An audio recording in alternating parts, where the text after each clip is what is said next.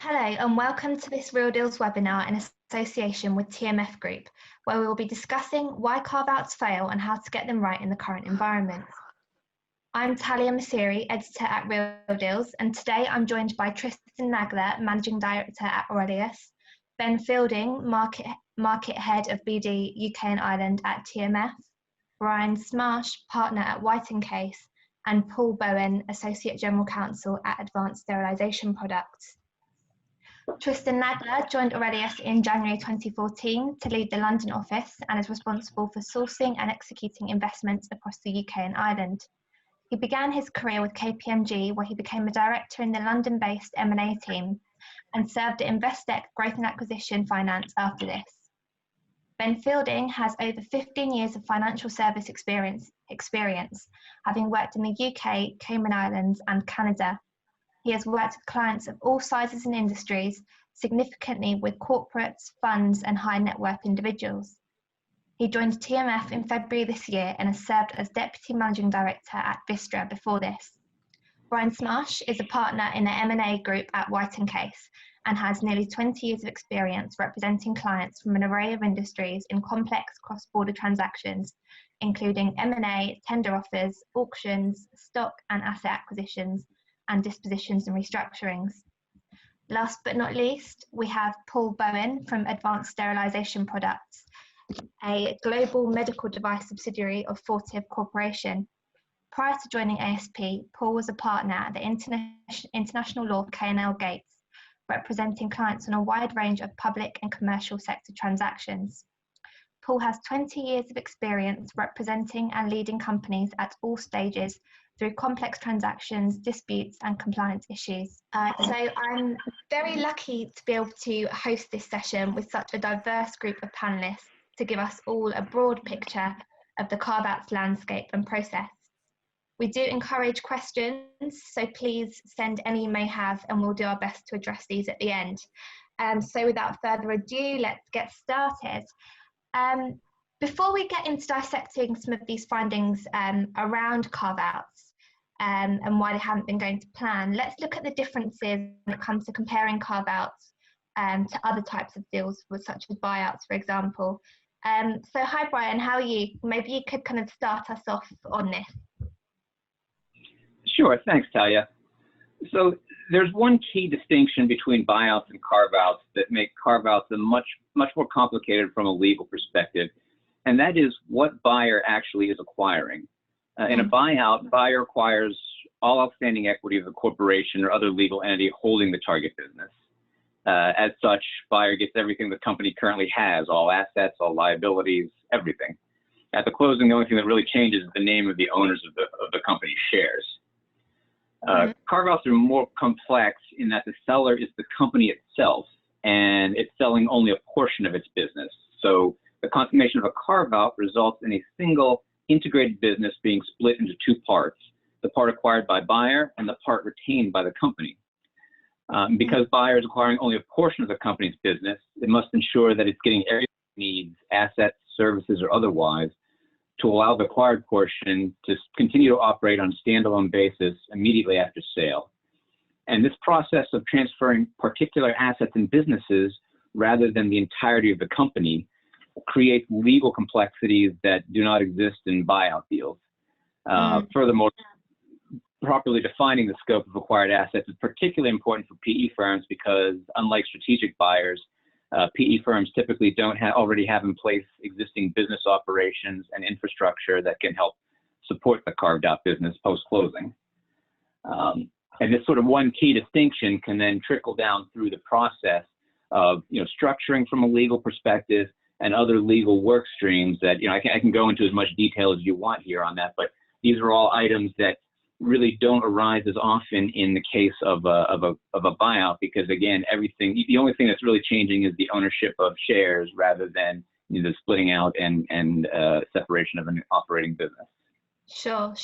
And for private equity firms that haven't really embarked on this before and are considering a carve out, what do they need to be aware of in terms of the legal aspect of it?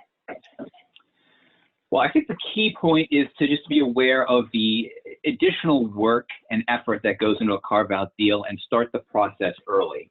I know, private equity funds in particular are often hesitant to ramp up their deal processes until they know they have there's hopefully a deal there to be had to, understandably avoid deal transaction costs that would go towards a deal that doesn't otherwise might not get done. But in this case, that may be a little penny wise and pound foolish, because there are much, whether it's, structuring, tax issues, dealing with employees, particularly in a cross-border context where you're dealing with, tax, employment, corporate, or other laws of multiple jurisdictions. There's a lot of work that needs to go into, getting a carved out business ready to stand and operate on its own 2 feet. And I think that's often underestimated and can lead to, surprises and problems once the business is acquired.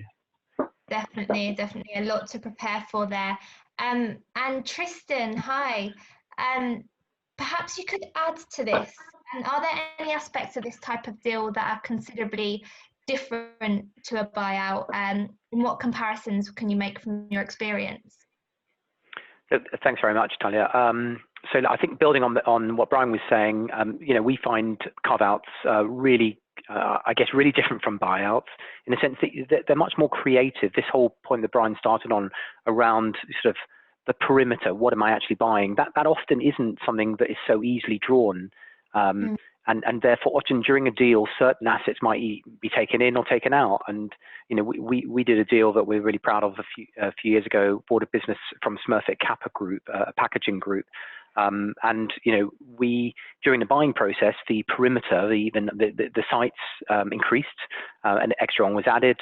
All the financials were updated, all the concepts were updated.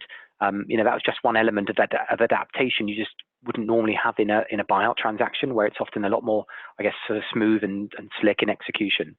You then have, due diligence needs to be creatively thought through, whether it's financial, legal, or operational. Again, it's not always straightforward, particularly financial due diligence. Lots of work needs to be done to sort of prepare carve-out financials. I mean, as Brian touched on, the business itself needs to stand alone. Immediately after the deal, not every carve-out can stand on its own 2 feet. It often needs transitional support from its former parent to sort of enable it to just trade, just to issue invoices and pay staff and just run the IT. And so all those elements are quite different. And as a result, you're not always backing management, because often, some of the management is staying behind, some are coming with, some maybe having a bit of a think about it. You're not always putting in leverage, so it's different from a leverage buyout in the sense there's not always financial leverage going in. And so I think on balance, and at Aurelius, we really like these deals, is there's probably a little bit of, higher complexity and maybe therefore risk. But also, I think, higher potential, like a lot you can do, because you get to create something. You're taking something out, extracting something, standing it alone, and what you've got then is, a little bit of an interesting platform from which to try and build something. And with the packaging business that we bought, that we rebranded from Smurfit Kappa Solid Board into Solidus Solutions, from the acquisition in 2015 to the exit last year, we were able to sort of really take the business on a journey and do lots of cool things. Yes, we had to carve it out and stand it alone. But we were able to create a sort of new identity and, really reinvigorate the business and, in the process, obviously deliver some great returns. But actually, it's just a lot more creative, I think, than just doing a traditional buyout. Definitely, it's a beneficial risk. I'd say kind of you take that risk, but you do get the returns. You do get the kind of the ability to shape businesses there. Okay, and now looking more into the specifics of carve-outs and how they've been performing recently. Ben, I know TMF did a survey on this in the last few months. So maybe you could start us off with an overview of kind of the current carve-out market and a bit more detail on TMF's recent findings. Sure. Thanks, Talia. I think it's fair to say, given the COVID situation, and I'm ashamed to be the first one to raise it, but definitely the carve-out market has taken a slowdown. I think it's, there's a lot of uncertainty obviously out there, and we've seen the number of large deals slow down. We're still seeing a number of smaller deals and very sector-specific deals. So you look at tech and healthcare, to name just two of them. where we're still seeing deals being done. So Mhm. there is still appetite. Yeah. I think we've actually also done another survey that points towards when we asked the C-suite execs, over 300 of them, and it pointed towards 42% of them actually believe that companies will be back sort of in a financially normal position within 6 months. So I think people are still optimistic that actually this will turn around quickly. And saying all that, that should be a positive outlook for the carve-out market. What you will see is obviously there will be some companies that have encountered distress, and there's a lot of, whether it's a private equity that has a lot of dry powder, or very healthy cash-rich corporates that'll be looking to add to their portfolio, expand internationally, and support the a distressed company that maybe is now looking at its core products and deciding something is not no longer core to the future of their company. So we should see that turn around significantly. Whether it's Q2 or whether it's Q3 or Q4, we'll have to see. But there definitely will be companies that are looking to boost their balance sheets, and Yeah. then others that can take care of that. But as you say, the carve-out market in the survey that we looked at, it's complex. I think that's Tristan and Brian said that as well. A lot of the carve-out deals, they are multi-country deals. So our report showed that sort of 40 to 50% of the deals are in more than 4 countries, and actually 10% of those deals that we had a look at are actually involved in 10 to 19 countries. So these can be very complex, very broad, multi-country projects that you have to look at, and that requires a lot of effort in terms of management. The management teams, as Tristan said, they can be quite lean in terms of the new management teams, and need a lot of support and a lot of upfront sort of research to make sure that it's a success. And I think though the title of the webcast is very apt though. I mean, we're seeing at least a third of carve-outs aren't considered strategically successful, which when you consider the amount of funds that go into these, that's a lot of money that is out there and can be saved. Yeah, definitely. And I guess, as you were saying as well, it's the additional cross-border aspect adds another layer of complexity to the deals. And this is definitely something we'll come back to explore a bit later. Thanks. Okay, and then Tristan, I know you touched on this a bit earlier, but I know kind of Aurelius has completed a number of carve-outs over the years. But why? What is attractive about these types of deals for private equity? And as they become more attractive to managers in the current environment, how can private equity firms prove that they're the right buyer? So look, I mean, we view them as so attractive. It's a strange question to sort of go back to fundamentals and think, what is it that's attractive? I mean, a lot of people in the private equity industry, do love investing activities, and I think we like the complexity. I think people have always liked primary deals. So these aren't secondary or tertiary. You're often the first institutional, I guess, financial owner of a business, and therefore there's some. I say you come back to this sort of first ownership opportunity, which is sort of quite special. I think we often see higher potential in these businesses. So there's this sense with carve-outs that you're often buying something that's an unloved orphan from its former owner, and that lack of love leaves lots of certainly perception of lots to do, lots of potential, lots of ideas, things. Whereas if you're buying from a really savvy family-owned group, or you're buying from a private equity owner that's run a business for 3 to 5 years and worked very hard on every single element of it, then the next phase of ownership is going to be a bit different. That's an element, and I think we like the idea that you apply capital, you buy the business, you put money in, and you invest and everything. But also you can maybe put quite a lot of human capital So as an investor group, we want to put human capital into businesses as well, like resource and operational energy, and we find carve-outs are really good for that. An example of a really recent one we did, we bought a business from British Telecom with their fleet management business. And this business had been non-core for years and years and years. It was hard to believe that a big FTSE 100 owned a business that wasn't in telecommunications, was clearly a service company, and not just servicing itself, but servicing lots of other customers. And it, when you look back on it, it didn't make a lot of sense that it should sit where it did. And when finally that corporate comes to a decision, it's time to sell, we feel incredibly privileged to be, the people they selected and the new owner of that business. And so, we feel with that asset and with a lot of our portfolio, you get to take them out of that home where they sat for many, many years, and you make something that was non-core core, you carve it out, you have creativity around how you do the carve out, you think very carefully about standalone structures. And, I've got an opportunity to think about the IT because, I've got to put a new IT system in place, and I've got to think about the finance setup because, again, that's not coming with. So so there's a little bit of creativity, but once you've done that carve out, taking that business forward for the coming number of years, there's just so much that often the company's been held back from. So it's a strong rationale for why these are typically highly attractive. Yeah. Coming to the second part of your question, you asked about will private equity be prove the right buyer, and I think it is often the case that company A has a business it wants to carve out, and it makes an awful lot of sense for company B to acquire it. It's very logical. Many businesses are going to be strategic, and they're going to be synergistic to the buyer. And synergies are valuable, and you sort of would have thought a financial buyer shouldn't really compete with a synergistic strategic buyer. That's sort of thing that Real Deals writes on repeatedly, that sort of battle between the strategic versus the financial.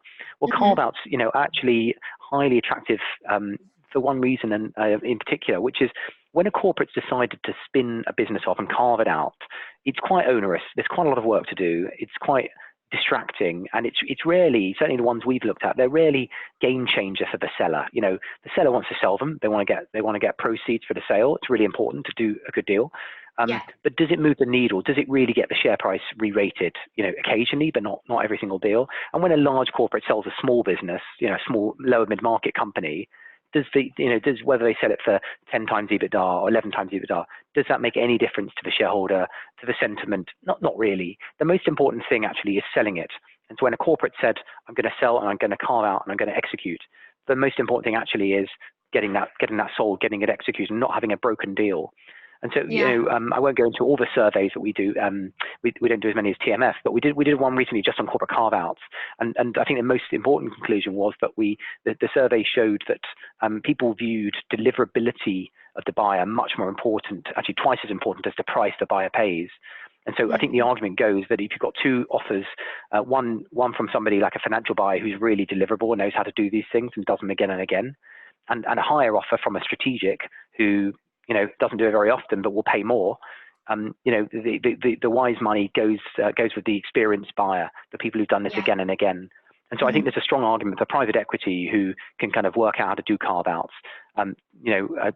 will be incredibly attractive to corporates. And I think in this environment, the COVID-19 sort of lockdown eases, and corporates will at some point sort of start divesting again, as as Ben just touched on.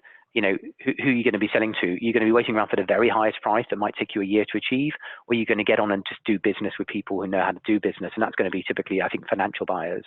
And we did it very recently. We bought a business from Canal through a big German industrial, and it was an important transaction that European Commission had mandated and said Canal needed to get on and do.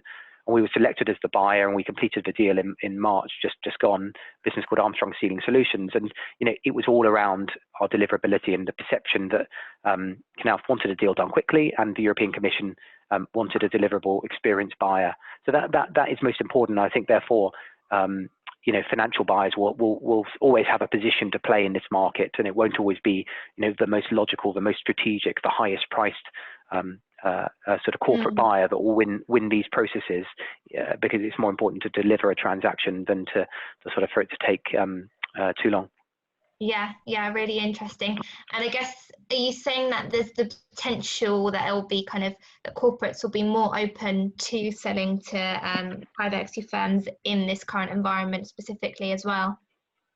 Well, I think we're in an environment where things, I guess corporate confidence, confidence stakeholders have got in corporates has been challenged. Yeah. Everyone's in unknown territory. It's a really hard environment for everyone. And, many corporates have done very, very proactive things with their debt relationships, drawn down RCFs, agreed extensions to facilities and waivers and this sort of thing. And they've gone to the equity capital markets in many times and again, built confidence and said, look, we're going to draw, we'd like to access the capital markets and this is what we're going to do. The next step will come, I'm sure, with an assessment of, what assets do I have and do I have the financial firepower to support every single business through the next 2-3 years, which is going to be a little bit bumpy. I think many will conclude, yes, with my core businesses, but probably it's time to exit non-core. And so when you're sitting with that assessment, do you carve out businesses and run very lengthy processes when the proceeds are not that significant, or do you try and shortcut and run shorter processes with really experienced people, get things done, and again just show delivery? It's this argument of value versus delivery in that equation. So yeah, I do. Sure, really interesting. Yeah, and kind of speaking of processes and carve-outs that are taking place at the moment, Paul, I know you're going through a process with ASP, so maybe could you give us, I know you can't share too much on the current deal, but if you're able to give us an overview of the carve-out that you're experiencing from a corporate perspective. Sure, thanks, Talia. Happy to do that. So, I've had some involvement in several deals over my career in different capacities, but I can say that my current one is by far the most interesting, primarily because of the responsibility in putting such an interesting deal together or helping operationalize the business on the back end of things. As you had mentioned in the introduction, I'm with Advanced Sterilization Products, and that company is a result of an asset carve-out deal from Johnson & Johnson that closed in April 2019. I was with the law firm prior to that, but they brought me over approximately 4 months before to help address a lot of the issues that have already been discussed by some of the other panelists. Making sure that not only are you, by the time I had joined, the deal had already been papered. It was really just a matter that time just closing the deal and then making sure that the business is viable, operational, and that we're able to implement as quickly as possible to make use of the assets that were purchased. Some of the interesting points that I can disclose are, it is no surprise that Johnson & Johnson's a large company and as a result has some very centralized functions. So an asset deal with a large company such as that, you're going to have a situation where you're not able to necessarily buy a lot of the assets that are going to be necessary to operationalize the company. I mean, for example, even just the IT structure. If that's being purchased, the assets are being purchased from a heavily centralized company, you're going to have to think long and hard about some of the assets that you're buying, as noted by Brian earlier on. In this case, ASP is a global company entering into dozens of countries around the world. And it is literally taking us incredible effort to go in and set up individually and separately in each of the countries that the business is in. And I can also say that you add an extra layer of complexity to a deal, I believe, if you go into a highly regulated area, such as medical device, such as, government procurement, anything where there requires special compliance above and beyond what you would normally find and have to deal with in the regular corporate world. That does add an extra layer of complexity that I think buyers should be aware of. And extra lead times, be realistic about the lead times. But in the specific deal that we're working on, it is because of the complexity, a lot of the assets are being put into play on a rolling basis. just because of some of the lead times that are required. Sure, that makes sense. And then again, a similar question, Paul, to the one I asked Tristan earlier. How can in these kind of processes, how can PE firms prove that they are the right buyer? Yeah, and Tristan, I thought obviously did a great job of covering a lot of the points. But to build on what Tristan said, I think it's really beneficial for a PE firm to be able to tout their ability to be nimble and move quickly, because they may have more flexibility generally with how to utilize and operationalize the assets. They don't necessarily have to plug it into a mold.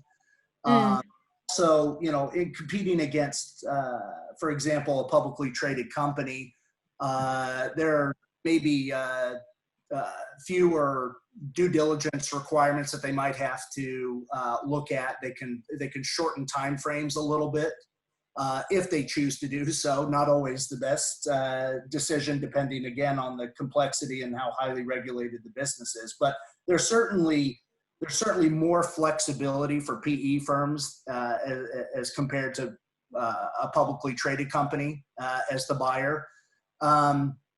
Now, on the other side of that, and this was also noted by some of the other panelists, the seller often wants to know that the business, even though it's an asset carve-out deal, that it's going to be viable. Going back to the deal here that I'm involved in currently, obviously the seller is an ongoing concern. A great company with a great reputation, they're going to want to make sure that the business that they sell continues to do well, because the customers of that company or those assets that have been sold continue to be customers of the seller in some other capacity. So a company that is selling off pieces, they want to make sure that the buyer is going to be able to take those assets and do something with them that is going to maintain their reputation and is going to be able to be viable. I think it's really important for a PE firm to have a solid plan on management control and personnel, how they plan to make the company run and to be able to sell that. And if they can come in with that type of background and plan and provide the comfort, I think that's going to go a long way. Sure. And just kind of, I guess that kind of assists with helping to prove themselves that they're able to deliver on what they're saying. Okay, and now digging a bit deeper into the report as well. Ben, so the TMF report, obviously it found that over a third, 34% of senior executives from private equity firms have said that their most recent cross-border carve-outs failed to deliver on expectations. But what is the main reason as to why carve-outs have not been going to plan? What did you find in the study? Yeah, thanks, Talia. Yeah, it's a shockingly large number. I mean, that's a third of them that are not successful. And I think when we looked at the top 3 challenges that private equity firms face, very similar to corporates. The number one was the legal and regulatory area, with almost half saying that was one of their biggest challenges. And I think that sort of proves through in that a lot of the PE firms have also then reported delays because of that. So if you look at where people can do things better, it's really looking at local legal and regulatory requirements. And like I said, that's proven through. I mean, delays equals money as well. So if you look at what the findings said about the timelines, 19% of corporates and 24% of private equity firms said that their most recent deal took longer than expected. And when you translate that into dollar or pound value, 16% of them, if the delay is over the 4 months, it relates into a 16% cost increase.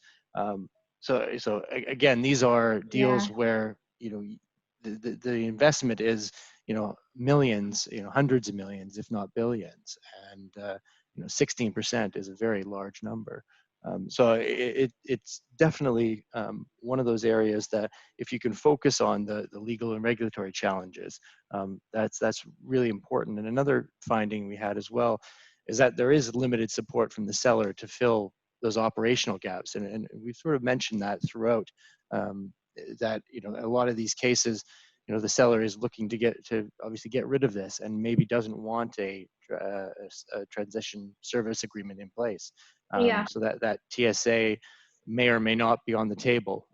And that could be positive from both sides, but it means that in a carve-out transaction, from day one, you really need to stand up and have something that's viable, that can, bill the revenue to clients and that can pay its people. And so from day one, you need to make sure that happens. And a lot of the planning that you need to do up front really needs to be aimed at making sure that day one happens. Yeah, definitely. And I guess it is all about kind of working with advisors, working with lawyers to be able to overcome those challenges and to get the process right. And on that, Brian, on the legal side of things, what challenges or obstacles may lead to carve-out deals falling through or not going as planned? Kind of what should firms be aware of?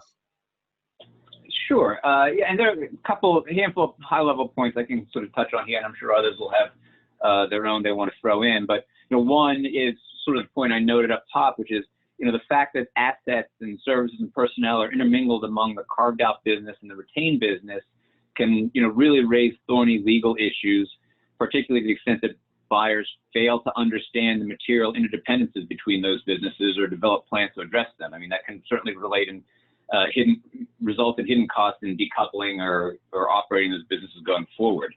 For example, a buyer does need to make sure it understands the perimeter of the transaction and make sure it's getting all the assets and personnel it needs to operate immediately on day one. And the assignment or transfer of those assets can raise tax, employment, regulatory, or other legal issues depending on the jurisdiction that will need to be addressed before closing. As was already noted, this may require a buyer, particularly in the case of PE firms, to enter into a transition services agreement with the company to ensure the continued availability of back office and other support services that won't otherwise be included in the carve-out. Carve-out may also require the transfer or splitting of contracts with third parties, and the consent of those third parties may be required, giving them hold-up value. Yeah. Another integration issue is managing employees, particularly the movement of employees from one business or employer to another, can trigger material obligations under applicable law and with respect to labor organizations like unions or works councils. And depending on the jurisdiction, these obligations can be rather onerous. So failing to understand that interconnectedness and having a plan to deal with it is a big issue that I've seen. Another one is sort of, there's often imperfect data relating to the carved-out business, as it's often an overlooked part of the combined business, such that information is really tailored to the company as a whole rather than the carved-out business specifically. And I think Tristan previously mentioned that it's not unusual for a company not to have accurate standalone financial statements for the carved-out business, which can be make it difficult for buyers to time or price the transaction or to obtain third-party financing, which again is going to be particularly relevant for PE buyers. Yeah. And one other sort of final big ticket item worth mentioning, although it's not really strictly a legal issue, is culture. In carve-out transactions, you often have an overlooked, underappreciated part of a larger business suddenly being asked to stand on its own. And buyers really should think about how the culture of that business will or should change or not change once it is on its own, and should have a plan going in for building a new corporate identity, for putting in place a long-term culture appropriate for a standalone business. Left unaddressed and just to evolve on its own, things can very easily go wrong, and that can be harder to cure than a lot of operational issues. Unlike a missing IT network, you can't really hire a consultant to come in and install a new culture. So that's something that I think parties really may not think about up front, but they really should to ensure long-term viability. Yeah, definitely. And I guess that's why they need to speak to people like you to kind of get get that understanding and kind of know which areas to address there. And then Tristan, I'm interested in putting the same question to you. So what would you say are the challenges of cross-border carve-outs? And have you got any experiences from your experience from deals that you've done in the past? Yeah, there are challenges. I also think they're hugely satisfying, to be honest. So, it's very much a mixed feeling. But yeah, most of what we've done is cross-border because we're transacting in Europe, and it's obviously a network of different locations and borders, and so it's actually quite unusual to do carve-outs that are purely domestic. So we've done an awful lot of cross-border, but they are complex, and for the reasons many people have touched on, that unlike whilst we've got a European community, and I know that Britain have obviously made the decision to sort of go a separate way, but you do even within Europe you have different legal frameworks, different tax frameworks, financing frameworks, and I guess in particular HR frameworks. Plus many others, but those are the ones that sort of come straight to mind. I mean, every single deal you do, every single carve-out you do, invariably touches, you'll have a financing concept, you'll have a legal, you'll have a contract to acquire, and then you'll have a bunch of sort of legal commitments under that, whether it's leases or whether it's employment contracts. There'll be tax inevitably, and there'll be HR matters inevitably. And, as a result, your due diligence findings will be interesting. No doubt there'll be plenty to think about, but also the go forward sort of execution of a carve out, again, will be quite involved. And if I think of one example, just as a sort of quick warning, we did an acquisition from a telco of a pan-European business in lots and lots of countries. And I think if I recall, it was like 16 countries. And so we actually had 16 asset purchase agreements, and not this is business in assets in 16 countries, so 16 different legal contracts. That was fine, actually. We signed them all. The challenge was there was a condition to closing, so we would close subject to 3 conditions, and one in particular was interesting. The company felt that they hadn't, they understood exactly the framework of HR relationships they had in each geography. But actually, we found out that there was such variety that each jurisdiction, if you wanted to harmonise and let's say treat every member of staff equally in every jurisdiction, in some places you'd have to offer them more than state standard, and other places you'd offer them less, or just state standard. And so what the company had done is it had harmonised, and therefore it had, maybe inadvertently, but created enhanced provisions in certain places. So that was a challenge, and simple things like asset registers in lots of locations. All I'm sort of pointing to is just M&A has its challenges anyway. But I think when you're doing cross-border complex carve-outs, you just encounter lots of there's just one has to be very diligent and careful, and you're creating new frameworks as well going forward. The standing alone creates new frameworks, and so if you were to do an ERP implementation, plus a new HR platform, plus a new finance system, all at the same time, all under pressure because the seller wants to complete and get off their TSA. That's quite, normal people wouldn't normally do that. They take 5 years and do, I don't know, ERP the first year and a new finance system the second year and maybe HR the third. And so to sort of simultaneously embark on multiple transitional services efforts. And actually for us as a buyer, TSA and getting off TSA doesn't actually create any value at all. You're not creating, standing alone a business doesn't actually make any money. It's you tend to buy a set of financials for a business that assume the business is standing alone. So you're not actually creating any return. These are exercises that you need to go through to really to just get to the starting line. And so as a result, you need to process those and not get too distracted. And I say complex carve-outs that are cross-border in particular have challenges. Yeah, definitely some great examples there, and kind of a lot to consider for firms then in terms of operational challenges when it comes to acquiring businesses that are in multiple jurisdictions. Okay, and then Ben, did you find similar challenges that were voiced in your research? And what would you say, what kind of foundations need to be laid for long-term success of a carve-out?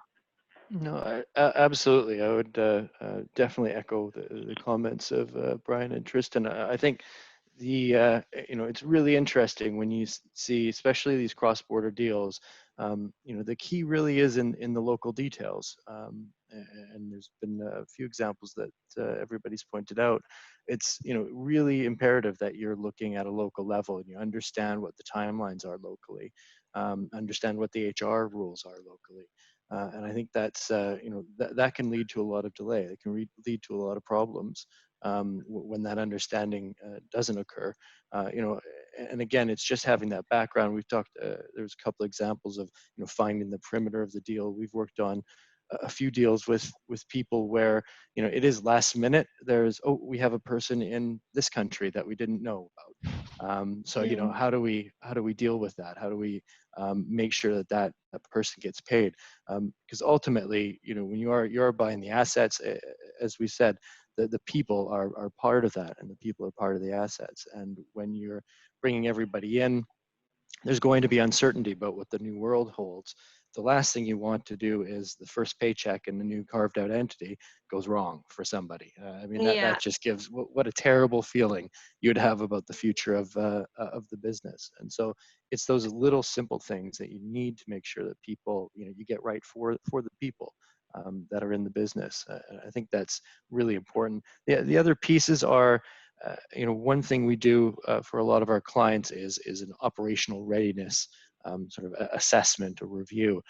And what that gets to the heart of is that when you say, in a carve out, as we've discussed, you're creating an entity, a new entity in a new country. You're bringing people in, you're bringing assets into that entity. From day one, it needs to be operational. So that doesn't just mean that the entity needs to be created. It has to have tax registrations, it has to have payroll registrations, it has to have a bank account that works. And these are some of the things that we find a lot get lost in the detail. And so, if it does get lost in the detail, when we do that assessment, we have to come up with other ways of doing that, other ways of working around the issues, because ultimately, when you're coming to deal day, it has to get done. It's sort of a hard stop there. So, and that's really where I think that foundation is real key. Yeah, definitely. That's really interesting in what you mentioned in terms of the pay, kind of employee pay as well, making that transition seem as seamless as possible for the employees that are moving into the new entity. Okay, and then Paul, what difficulties have you experienced in this type of deal? And have you got any suggestions with how to overcome the challenges that Ben and Tristan and Brian have mentioned before? Yeah, I think we could talk for the next few hours at least on these topics, and I think the other panelists have done a fantastic job of laying out very realistic issues, and all of which I have experienced at some point in some form or fashion, and so they're all incredibly helpful. I would say, just as a general matter, and of course it does sort of depend somewhat, I think, on what you're going to end up doing with the assets, but regardless, some key pointers are starting as early as possible and getting as much information as possible as you can as early on, I think is incredibly helpful. It allows planning, especially in developing a go-to-market strategy. It's one thing to be able to just look at a pile of assets and think about what you might want to do with them. But when you start digging into the details, with respect to what you're purchasing, there may be some inconsistencies. Certain assets. Are you buying contracts with certain distributors, and maybe that distribution model doesn't necessarily fit within what you had initially planned as your go-to-market strategy in a certain country. This is particularly important in cross-border transactions, I think. We are entering into, and you have to set up a new company in another country. There are a lot of hiccups. So starting as early as possible on your go-to-market strategy for each market that you're entering, and getting as much information as possible. Even if it's, for example, if you can, through the due diligence process, you can try and get some examples of the distribution contracts. What do they look like? What are the terms? Are there exclusive deals? Are you going to be able to put your own distribution model in place where the efficiencies that you can improve on and take advantage of? So that's one point. The other being realistic is related to it. Being realistic about timing and costs involved in, these types of deals. If you haven't been involved in one before, it really is, as everybody has already noted, there are a lot of costs and difficulties and unique and fun difficulties that come along with an asset carve-out deal. But it's important to be realistic about them so that you can actually, get the returns that you're wanting to get off the deal. An important piece of this is something that's been noted a couple of times by Brian and Tristan, and I believe is really the definition and the current status of the assets is absolutely critical. I think Brian mentioned, commingled contracts. What are you going to do with a commingled contract? How are you going to replicate that? Are you going to replace it, especially if the customer is non-consenting? There are lots of legal issues and difficulties to deal with. But, another one is with respect to the assets that you're buying, non-competes, making sure that not only are you buying the assets, but that the seller can't go use the assets again in some form. There was an example one time of, I think, a consulting company that failed to properly secure a brand name. Obviously a huge miss. And the consultants went across the street and started up the business to compete against the assets that they just sold. So that's an obvious example, but an important one. It's also important to note quickly that it's important to realize that just because you're buying assets only, not only defining the assets that you're purchasing, but defining the liabilities that you're going to assume. Just because it's an asset deal doesn't necessarily mean there are no liabilities that come along with it. There are always going to be some potential form of successor liability. So, using people like Brian to really nail down what, reps, warranties, and indemnities are necessary to make sure that you're properly covered with respect to any liabilities that might arise. And then finally, I had mentioned it earlier, it sort of goes to the go-to-market strategy. What kind of licensing, if you're going into a heavily regulated area, if it's a new type of business, just be very careful about, what are the licenses, what are the market entry requirements beyond just the normal corporate formation that's required and getting your contracts in place. But that can really be a surprise sometimes, depending on the market and depending on what type of pre-knowledge you already had from due diligence and the seller. Sure. Some really interesting points there. Thanks, Paul. Definitely kind of when it comes to early preparation and also setting expectations for the deal and things that could arise along the process. Okay, so I think we've kind of covered a lot on the legal side, on the operational side, but also when it comes to financials. Ben, how can managers avoid overruns and additional costs during a carve-out? Yeah, sure. I think, as I mentioned, our report found that there's significant cost to delays. So, you really do want to make sure that these transactions go, as smooth as possible, as fast as possible, and can really stand on their own 2 feet. I think, it goes back to preparation. I mean, everybody's mentioned preparation, finding out, the details. You want to find out as much as you can.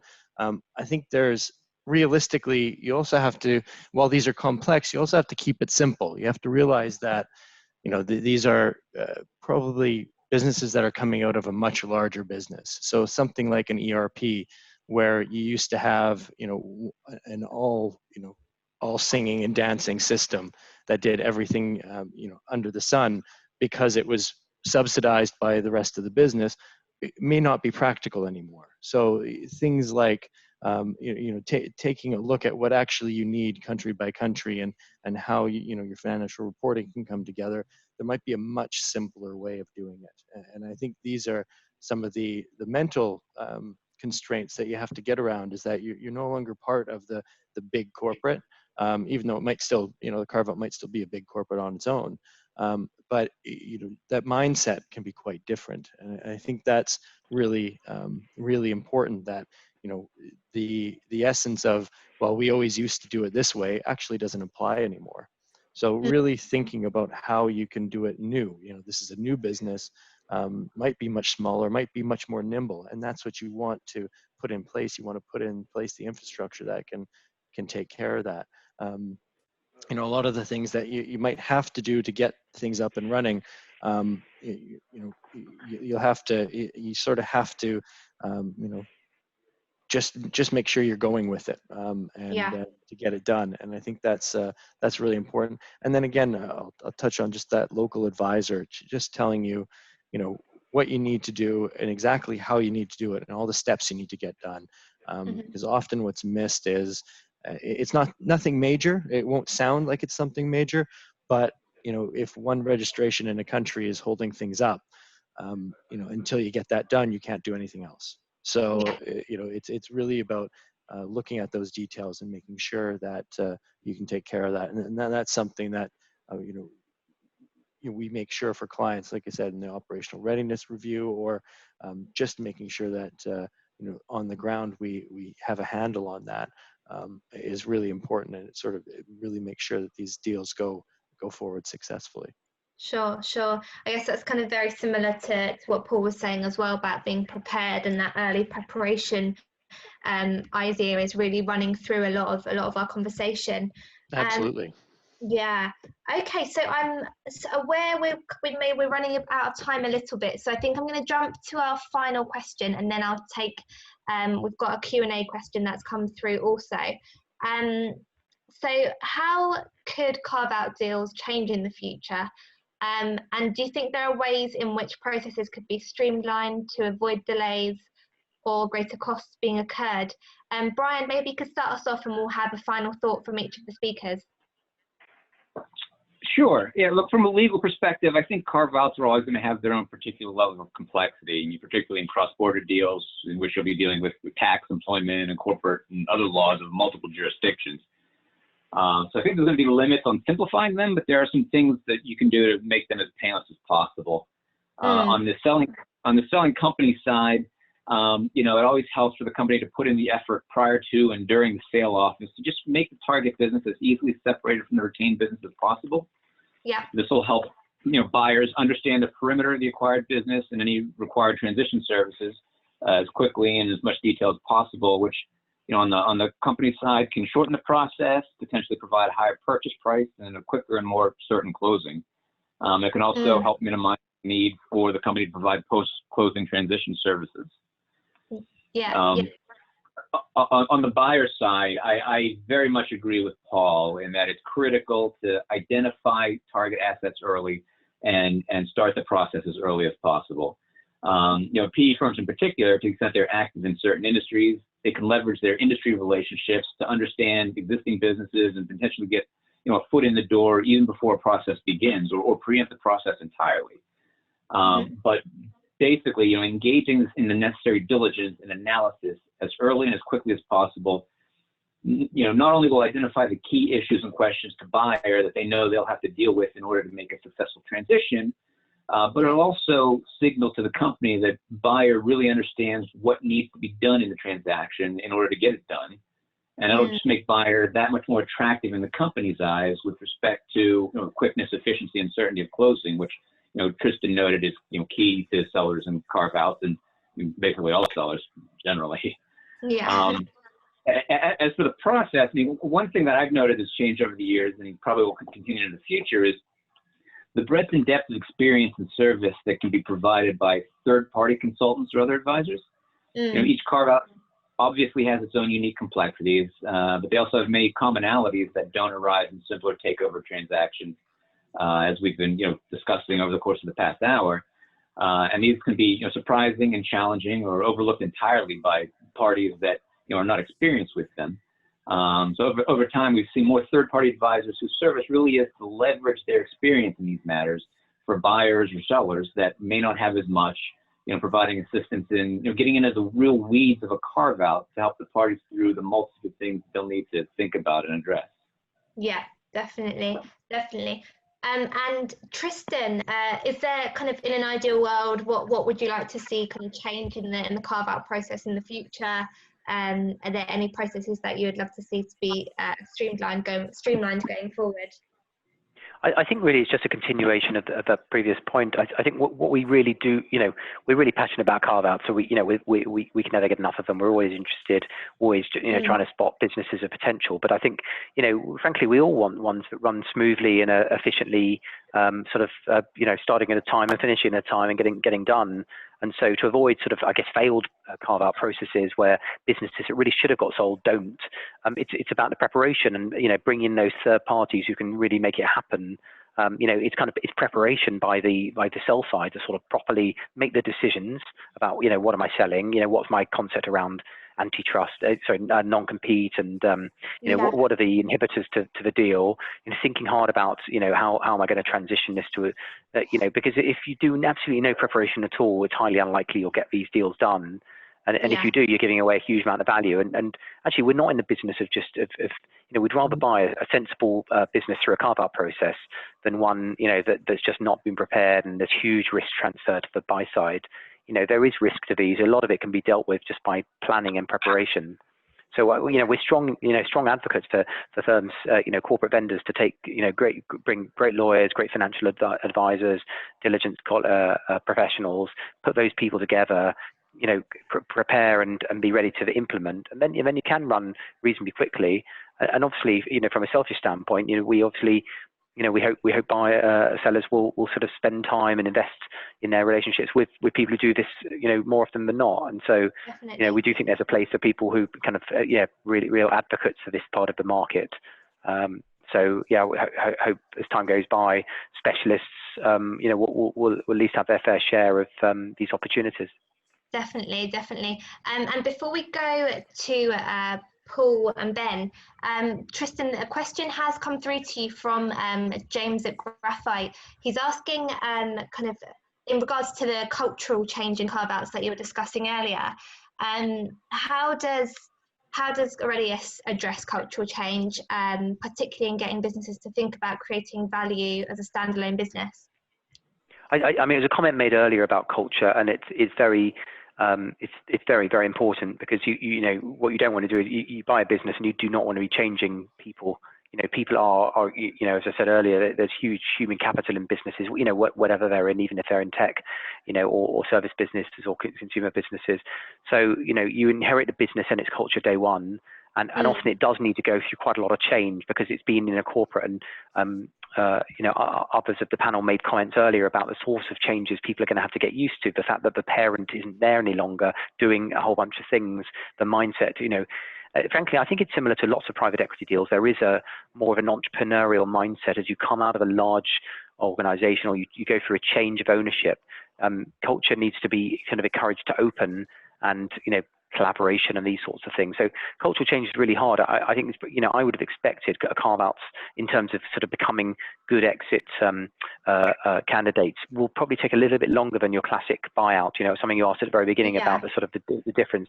I do think, and a lot of that is around the period of time, just to manage the change. And to be honest, often the carve-out elements of a period of time it takes to stand the business alone does stop you actually changing many things, because you've got to do that before you really get going and put your foot on the gas. And so I do think that cultural change is critical. If and maybe it does inhibit a little bit of a value creation, that you absolutely can't get everything. You do buy businesses from very different cultures who aren't necessarily 100% commercial and market orientated. Yeah, definitely. Kind of a lot of work goes in there, but as you say, you can't completely change the culture from day one. It will be kind of a process to work and to achieve that. Okay, and then just to close off, Paul, and then maybe Ben, you can follow as a final comment for us. Could you both kind of give your views of how carve-out deals could change in the future, and what processes could be like? Sure. Yeah, very quickly. I think one thing to note, and it's probably in the back of everybody's mind, but worth stating here, is that this is the real first crisis and stress test for a lot of new companies, particularly tech companies. So I think there are going to be a lot of additional new data points coming out. from this crisis, unfortunately. But I think this crisis will reveal a lot of new data points on these companies and provide opportunities. There's a lot of cash out there that needs to be deployed, and I think there will be opportunities for it. As for how things might change, yeah, I think things could change significantly along many lines, along legal lines. Is there going to be more of a virtual due diligence process rather than a site getting tons of people together sitting around a table? I think it's going to change the dynamics of it, but I certainly think there will be plenty of opportunities. I think there's going to be new information and new processes. And I think the people that are thinking about it and being proactive are really going to have, there are going to be a lot of opportunities out there for them. Definitely, I agree. I think that virtual aspect, especially in the near to mid-term in terms of due diligence, will definitely continue at the moment. Okay, great. Thank you so much. And then Ben, if you'd like to finish us off with any final thoughts also. Sure. I mean, I think the overall carve-outs are going to continue. I think they're, as we've said, I think we're setting the scene, or COVID setting the scene for this process to continue and intensify. We saw even prior to the crisis a lot of companies that were selling off pieces that no longer wanted a TSA in place, that they just wanted to get rid of it in a nice way. And so I think that's something we'll continue to see, especially when companies are going to have to focus on themselves. They're going to have to focus on the core, and they may not want to be supporting the non-core. So I think that may just be a trend that we see, and we will, I think, continue to see companies go international and use carve-outs as a way of doing that. I think that's definitely going to continue, and so. The one key piece would be just remember, every country is different. It takes different timelines, and different, as we've mentioned, different cultures. So it's really key to remember that not the template of one won't necessarily fit easy onto another. Yeah, no, great. All right, well, I think that brings us to the end. Thank you all so much. It's been a really great, insightful discussion. We've covered kind of the difficulties, the challenges, but also the operational, legal and financial aspects of how to tackle and how to embark on these processes. So I do hope you all enjoyed listening, and thank you so much, panelists, for joining me today. Thank you. Thank you. Thank you very much.